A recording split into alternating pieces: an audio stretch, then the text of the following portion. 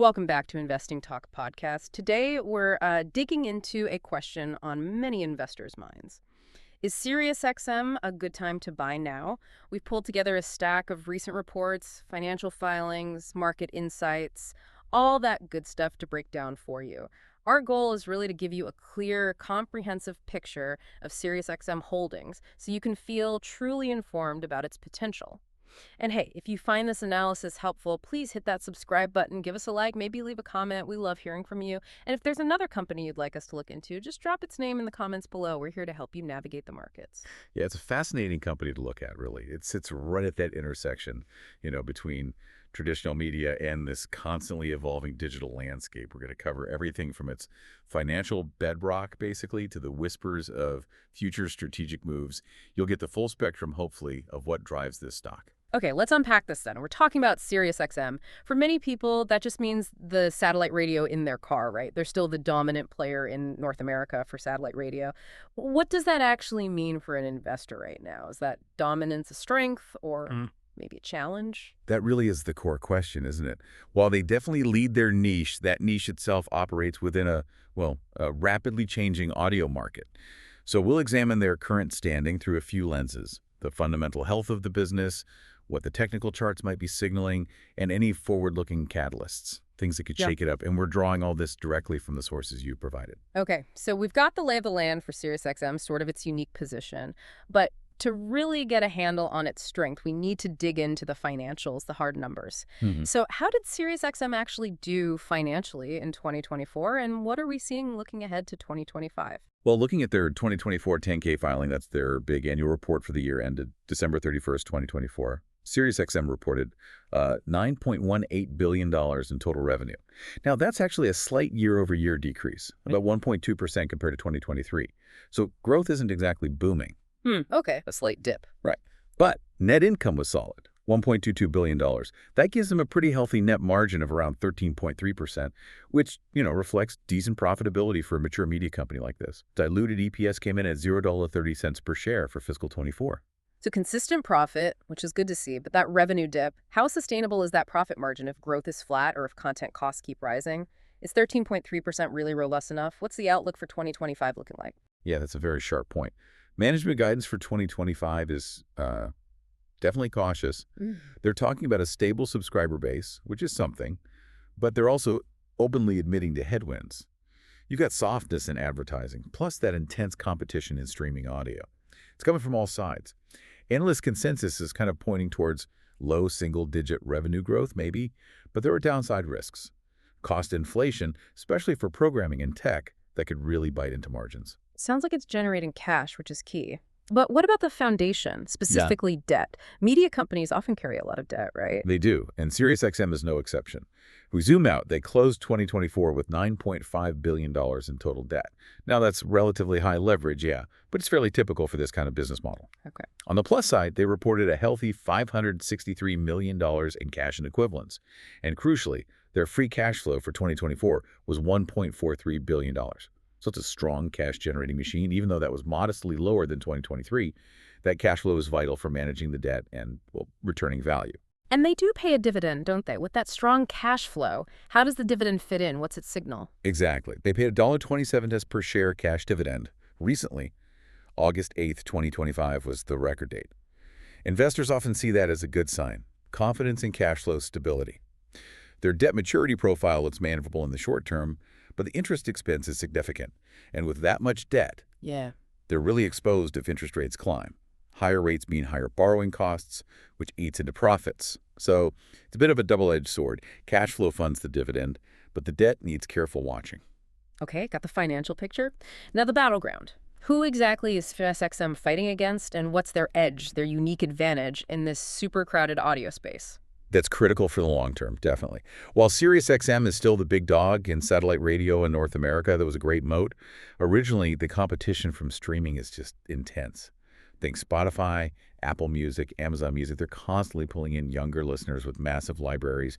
Personalization, it's a different game. Like a curated broadcast versus an infinite buffet, maybe? It's a good way to put it, yeah. So stable subscriber base, but slow growth. Right. What keeps those subscribers paying? What's the secret sauce keeping them from just switching to Spotify? Their strength really boils down to two main things. First, exclusive content. You know, the big names like Howard Stern, those extensive sports partnerships, stuff you just can't get elsewhere. Second, that deep integration with automakers. Those OEM deals where SiriusXM comes pre-installed. That's a huge advantage. Right, it's just there in the car. Exactly. Brand recognition plus being embedded in millions of vehicles. Key advantages. But that differentiation against the tech giants with their massive resources and digital reach, it's narrowing. The big question is, how long can exclusive content and car deals alone hold off the full weight of the digital players? Fundamentals paint one picture, yeah. But the market often has its own ideas. What are the charts telling us? What's the technical snapshot look like? Well, looking at the past week, say September 2nd to 9th, 2025, SiriusXM traded in a pretty tight range, $23.50 to $24.50. Yeah. Closed around $24.06 on September 5th. So holding steady mostly. No huge swings recently. Any key price levels chart watchers should keep an eye on, levels that might signal something? Absolutely. Technical support, where buyers tend to step in, seems to be around the $23 to $23.50 area. Resistance, where sellers might show up, looks like $24.75 to $25 based on recent action.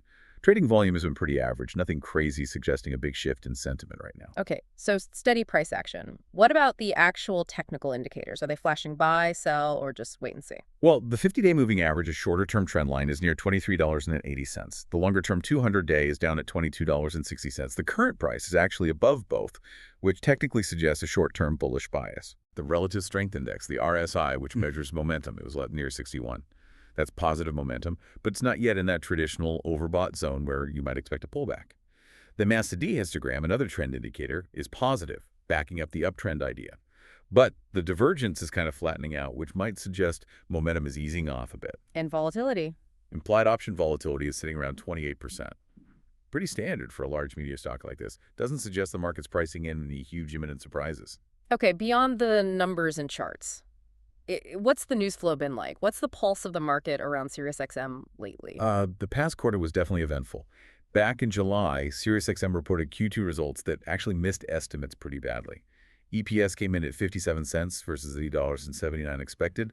That came with a 1.8% year-over-year revenue decline and, a negative net margin of 26.41%. Ouch. Negative margin. That's tough. Yeah, it sparked a negative reaction. Some analyst downgrades, too, even though they maintained their 33 million paid subscribers as of June 30th. So that miss hurt. Did the stock recover from that hit? Or is sentiment still shaky? It's a good question.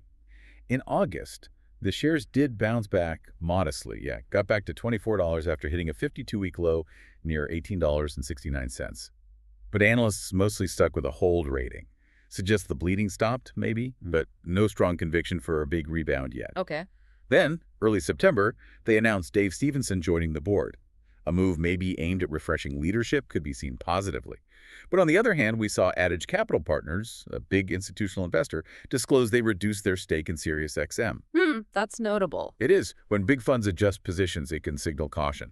So, yeah, definitely a mixed bag on the sentiment front. Yeah, a real mixed bag then. What are the Wall Street analysts saying now after digesting all that? Lately, mostly neutral recommendations. The consensus target price is around $25.50. That's only modestly above where it's trading now, suggesting limited upside in their view. Haven't seen any big upgrades or downgrades since that Q2 earnings mess. Seems like a wait-and-see mode for many. And insider activity.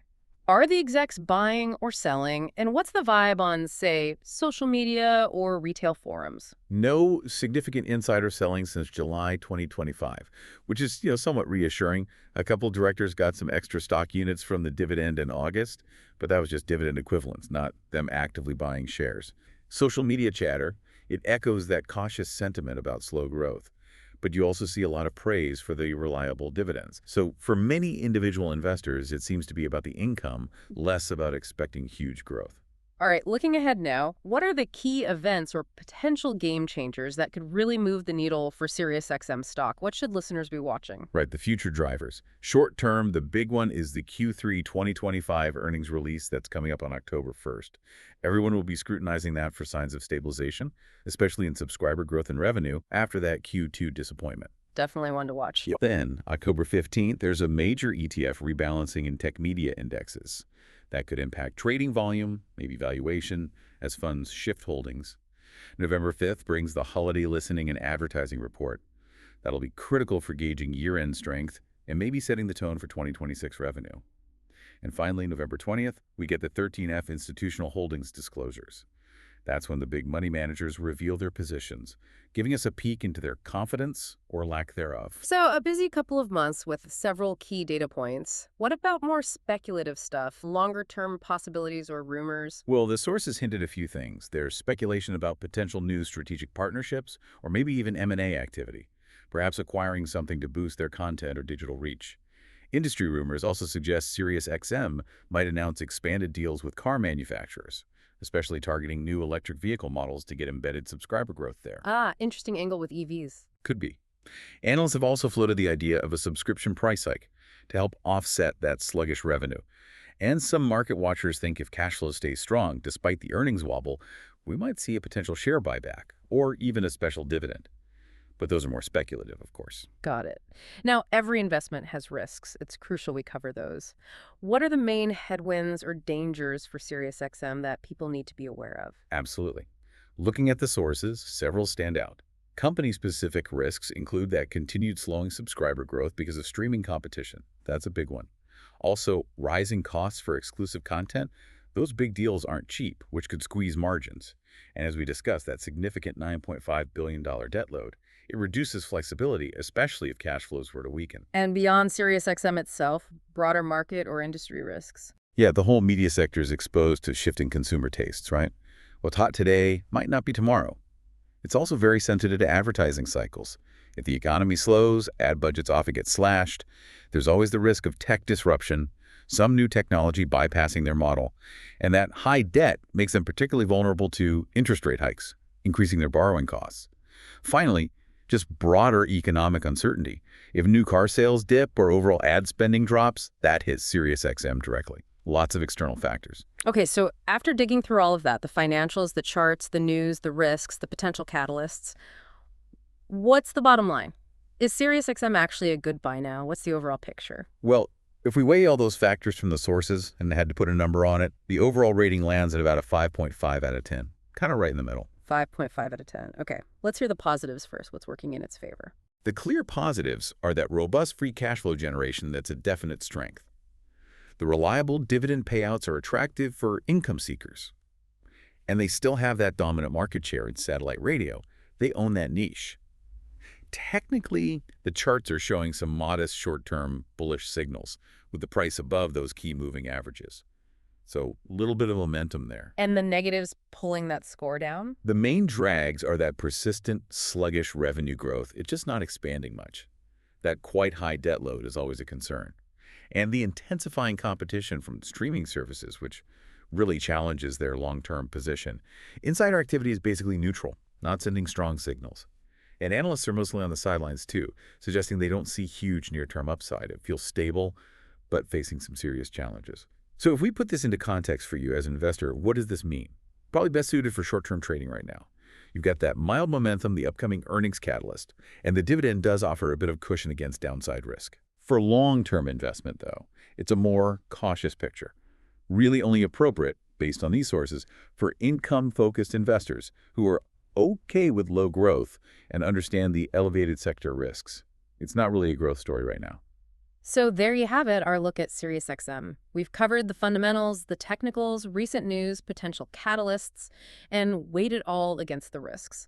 It's definitely a company with solid cash flow, a loyal base, but facing pretty significant headwinds from this rapidly changing digital audio world. Yeah, and maybe the important question for you to think about is this. How exactly will SiriusXM navigate this? Can their traditional strengths, like the exclusive content and the car deals, be enough to fend off the digital giants? Or do they need to embrace new tech and partnerships much more aggressively to stay relevant?